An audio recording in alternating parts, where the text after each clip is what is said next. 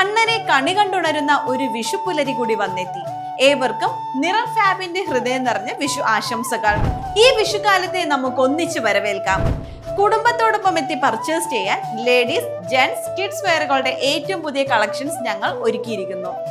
അതും ആകർഷകമായ ഓഫറുകളോടെ. നിറം ഫാബ്, മേപ്പാടം, ചേലക്കര. വാഴക്കോട് പ്ലാഴി സംസ്ഥാന പാതയുടെ പുനർനിർമ്മാണവുമായി ബന്ധപ്പെട്ട് ചേലക്കര പുതുപ്പാലത്തിനടുത്ത് കൂട്ടിയിട്ടിരിക്കുന്ന മണ്ണുമല വീണ്ടും വെള്ളപ്പൊക്ക ഭീഷണി ഉയർത്തുന്നതായി പരാതി. എത്രയും പെട്ടെന്ന് മണ്ണ് നീക്കം ചെയ്ത് ജനങ്ങളുടെ ആശങ്കകൾക്ക് പരിഹാരം കാണണമെന്ന് ഗ്രാമപഞ്ചായത്ത് പ്രതിപക്ഷ നേതാവും ചേലക്കര ബ്ലോക്ക് കോൺഗ്രസ് കമ്മിറ്റി പ്രസിഡന്റുമായ ടി ഗോപാലകൃഷ്ണൻ ആവശ്യപ്പെടുന്നു. വാഴക്കോട് പ്ലാഴി സംസ്ഥാന പാതയുടെ പുനർനിർമ്മാണവുമായി ബന്ധപ്പെട്ടായിരുന്നു പ്രദേശത്ത് വലിയ തോതിൽ മണ്ണ് കൂട്ടിയിട്ടത്. കഴിഞ്ഞ പ്രളയത്തിൽ ചേലക്കരയിലുണ്ടായ നാശനഷ്ടങ്ങൾക്ക് പ്രധാന കാരണമാണ് ഈ മണ്ണുമല.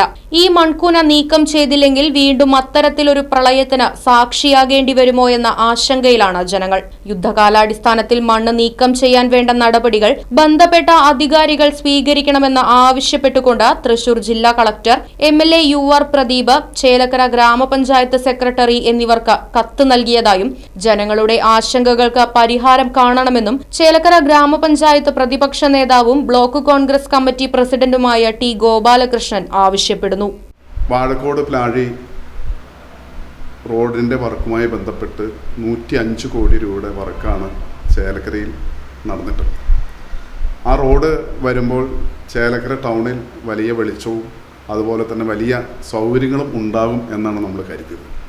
ആ പ്രതീക്ഷകളെല്ലാം തകിടം മറിഞ്ഞു എന്ന് മാത്രമല്ല, ദയനീയമായ ഒരു കാഴ്ച, ചേലക്കര ടൗണിനോട് ചേർന്ന് പാടത്ത് ഒരു മൺകൂന, വലിയൊരു മല വന്ന് കിടക്കുക.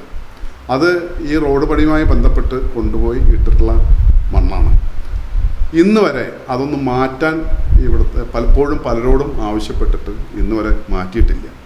ജനങ്ങളെ സംബന്ധിച്ചിടത്തോളം കഴിഞ്ഞ പ്രാവശ്യം റോഡ് നന്നാക്കി പാലത്തിൻ്റെ വീതി കൂട്ടി, അപ്പോൾ ഒരിക്കലും വെള്ളം കയറില്ല, വെള്ളപ്പൊക്കം ഉണ്ടാകില്ല എന്ന് പ്രതീക്ഷിച്ച സ്ഥലത്താണ് ഏറ്റവും അതിശക്തമായ വെള്ളപ്പൊക്കവും വീടുകളിലേക്കൊക്കെ വെള്ളം കയറുന്ന സ്ഥിതി കഴിഞ്ഞ മഴക്കാലത്തുണ്ടായി. ഇനി വീണ്ടും ഒരു മഴക്കാലം വരുമ്പോൾ ആ മൺമലയാണ് അതിന് പ്രധാനമായ കാരണം എന്ന് എല്ലാവർക്കും അറിയാവുന്നതാണ്.